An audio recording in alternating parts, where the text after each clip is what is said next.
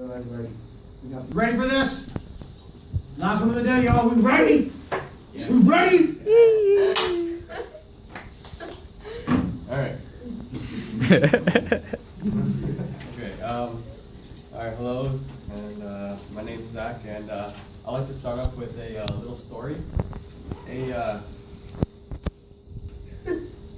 A story about a 19-year-old man named Jacob Lavaro. Jacob is just like another young adult, just like us, who went to a Texas university and had hopes and dreams to become a very young businessman. But that can't happen anymore because just recently, at the December 2015, he was arrested for in the possession of 2.5 grams of marijuana, and now he's looking at 25 years in prison. So now his dreams and all his plans for life are all gone. And I want you guys to think during this presentation, do you think that what was his crime really necessary for 25 years in prison? I think that's really unnecessary. Okay, this is kind of a dumb example, but if you can imagine like the Krispy Kreme donuts we had a couple weeks ago, if you had 2 Krispy Kreme donuts, that's the equivalent to, like, if you pictured it being marijuana, that's equivalent to like having a criminal record and going to prison for 5 years to life. Okay, this is our situation in the United States right now, where as you see, Alaska, Colorado, Oregon, and Washington, these are the states currently legalize recreational and medical marijuana. California and all the states that are dark green have only legalized medical marijuana, and the states that have been shaded in light gray have it's illegal to obtain marijuana. And that's what I'm talking about primarily in my speech, is about how why I feel that marijuana should be legal just throughout the whole nation.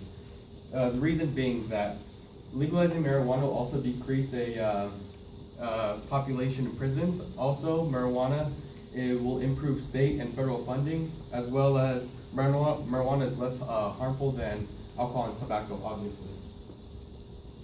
And hopefully by the end of this presentation, you'll share the same viewpoints as I do. All right, to start off, a lot of people are in prison today. According to BBC News, the United States has the highest prison population in the world. An estimate of 2.2 million people are currently in prison in the United States. Half of those people are arrested for non-violent drug crimes, people who just have drugs and have been arrested just because they got caught.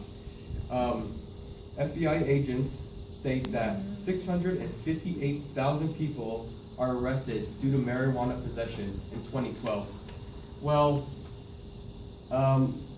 when they get arrested, their punishment is outrageous. I've seen a guy who had I believe 5 grams of marijuana, and he was arrested for life.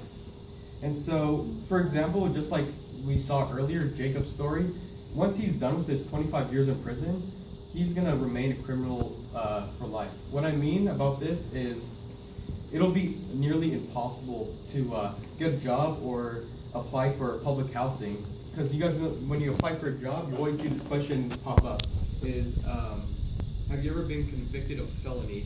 And once you've been convicted of a felony, it's nearly impossible to get a job or public housing. So once you commit the crime, you remain a criminal for the rest of your life. And this is why you possibly see a lot of homeless people, because of this exact reason. All right, my next point is to improve state and federal funding. For right now, I'm gonna address your attention to this graph. This is just the 2015. This is the Colorado Department of Revenue chart, where just you see in 1 month, their highest is $62 million just in tax revenue.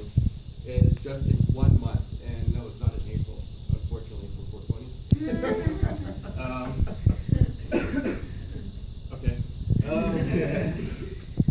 Okay, and according to the Colorado Department of Revenue, Colorado has generated $1 billion in taxes. Well, why is this helpful? This is helpful because, all that money can go to schools, the streets, lights, anything it has problems with the city.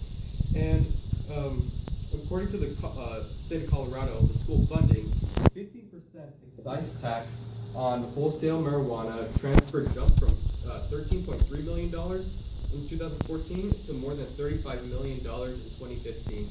So what does this mean? This means that all the money generated from the recreational marijuana is used to for schools. So, for example, like you get more teachers, so teachers per students, so less students and one teacher, which we hope to get soon. And yes,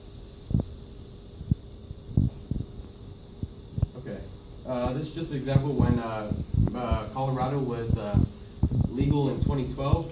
How much Colorado and Washington together has generated? They've generated a tenth of the just two states alone generate a tenth of revenue taxes compared to the United States, which is outrageous. So not only will this improve the funds, it'll also cut down budgets for drug enforcers and for heavy artillery weapons to stop for the drug war, and this could cut down costs and help the city dramatically. This is why legalizing marijuana will help so much. My last key point is obviously about marijuana is more beneficial than alcohol or tobacco. I'm not going to really touch on tobacco because obviously, guys, now when you guys smoke, pack, you're eventually going to die soon.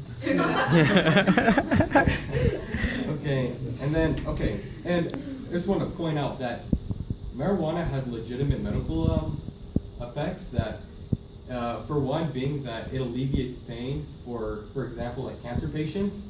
And also, if you just see right here, just like millions of annual deaths, like drunk drivers killing innocent people, or just alcohol poisoning, and then according to LA Times, alcohol use by adults poses little to no risk for people. It's really impossible to overdose on marijuana. It's like, it's impossible to overdose on marijuana. And and it relaxes you, and that's why marijuana is so why is it that alcohol is so dangerous to society, yet marijuana is beneficial and it's illegal? To conclude, for decades, the United States has tried to prevent marijuana from being legal, and yet it poses it's so beneficial for the United States, and the time for prohibition is over. This upcoming November 2016, you'll be able to vote if you want California to legalize marijuana recreationally. And